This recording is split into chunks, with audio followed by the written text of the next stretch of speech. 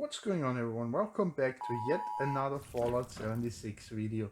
This video is gonna be the last video in my series. Is Fallout 76 actual worth playing or buying? And as always, without giving you a boring intro, we're gonna jump right into the video.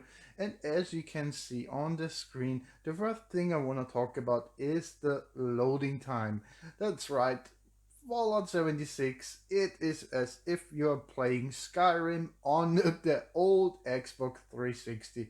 The loading time is insane, and on the timestamp you can see this loading time was 1 minute and 25 seconds.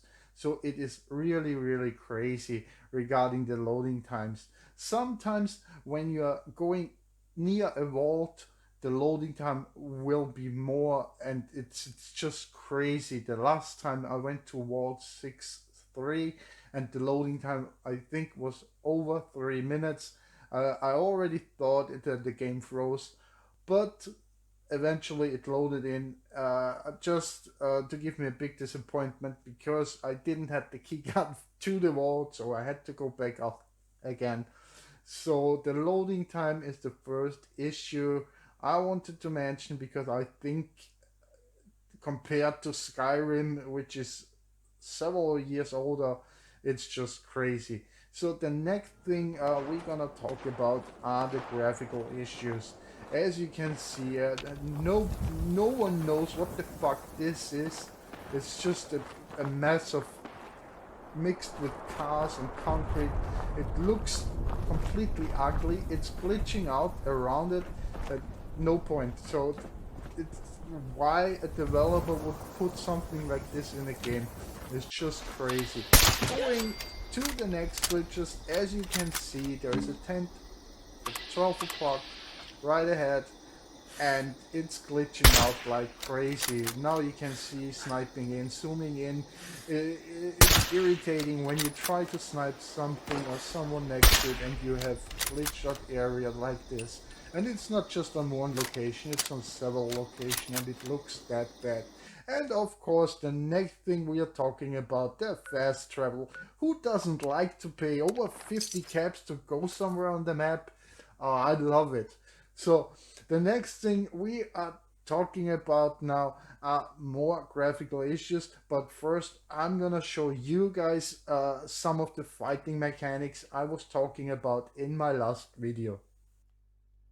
And once the loading screen is over, we are jumping right into Site Alpha, and here you can see there is the little shed, and as everyone knows who played the quest, this is a key location to the game, and there are two Yogi Bears next to it.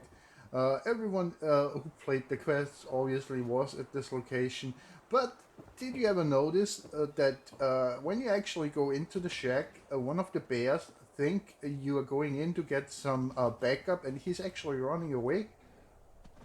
In the video right now you can see what I'm talking about. I think this is just a perfect example how messed up the game actually is. And if you think this is just location related, no.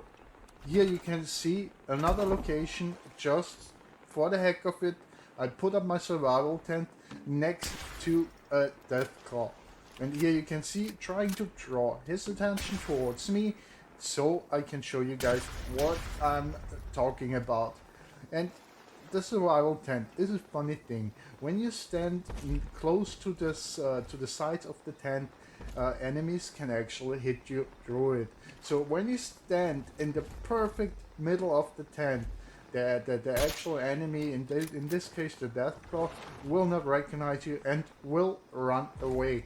When you're going through the exit or to the entrance of the tent, there is a line. When you cross that line, the Deathclaw or whatever enemy you are facing will be standing right ahead of the tent and will try to catch you or to hit you. Obviously, a Deathclaw has the reach, it will definitely harm you. And here you can see, this is the other option. When you go towards the stairs and the Deathclaw is not near the tent and you shoot at him, the Deathclaw or the enemy thinks that you are actually gone and will run off. Until you move, then he will come after you again. So And this is just an example, and it's, as I already said, this is not location related or in any kind of device related. This is all over the map, this is all over the game. Let us finish up the death claw, and we're gonna jump on to the next location. And when you pay close attention to the background noise, you will notice the humming sound. This is also another problem within the game. There are several guns which make sounds. In this case, it was the big sledgehammer with the rocket attached. The rocket engine is the sound you are actually hearing right now in the background. Once you pull it out and you put it back into your inventory, the sound will stay. And no matter what you do, if you jump to a different location, or if you die, or if you, no matter what you do in game, the sound will be always there until you log out of the game. You actually have to turn off the game, jump back right into the game, and the sound will disappear as well. And he is running to this day. That's the hilarious thing I mentioned in the last video, and I think it is really funny. Which brings us to the conclusion: if for some unicorn rainbow color poop Harry Potter magical reason you still think you should maybe play the game big question mark, well, there is some entertainment value to some of the quests and some of the missions, but all in all, Fallout 76 is the worst Fallout ever made. And almost a year after release, there are still so many glitches, so many errors going on, that at some stages it became unplayable. And paying money for something like this and adding a payment subscription is an insult to every Fallout player. So Bethesda should be so much ashamed about this game. It is ridiculous. But let's leave this video on a positive note. I will be back with a new game really soon. I have a game already in mind. I'm not gonna spoil anything, but it's gonna be a big game. I'm really happy about it.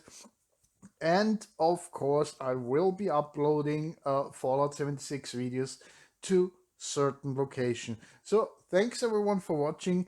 Be safe, especially in these times, and see you next time.